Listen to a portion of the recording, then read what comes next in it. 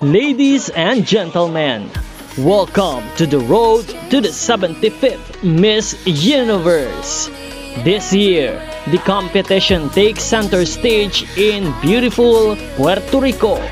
Who will become the next Miss Universe?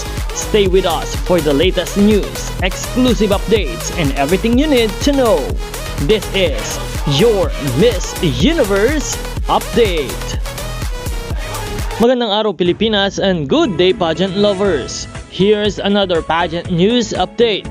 Bea Miliano-Wendorsky ang ating Miss Universe Philippines. Isa na namang malaking tagumpay para kay Bea Miliano-Wendorsky, isa sa mga kandidata ng Miss Universe 2026 matapos maging bahagi ng espesyal na pagdiriwang ng Allure Philippines Beauty Love.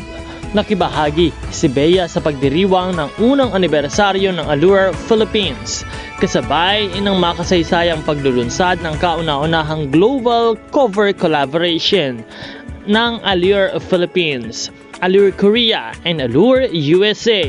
Tampok ang international girl group na Katseye. Patunay ito na patuloy na lumalawak ang impluwensya ni Bea hindi lamang sa mundo ng pageantry kundi maging sa fashion at beauty industry. Isa rin itong patunay na kinikilala ang husay at galing ng mga Pilipino sa pandaigdigang entablado. Congratulations, Bea Miliano-Wendorsky, isa na namang karangalan na maidadagdag sa iyong lumalaking listahan ng mga tagumpay. Patuloy kang nagbibigay ng inspirasyon at ipinapakita ang kagandahan at kahusayan ng Pilipina sa buong mundo. Nawa ay patuloy nating suportahan at samahan si Bea Miliano-Wendorsky sa kanyang journey sa Miss Universe 2026 competition na gaganapin sa Puerto Rico. Nalalapit na nga ang kanyang finals na laban, kaya naman patuloy nating bigyan ng suporta at pagmamahal ang ating kandidata.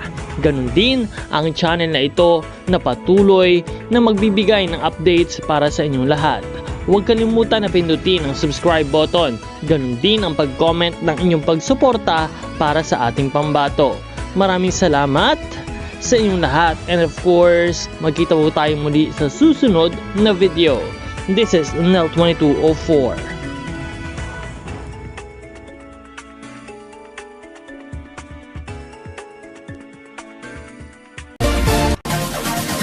Support your favorite candidates and leave a comment.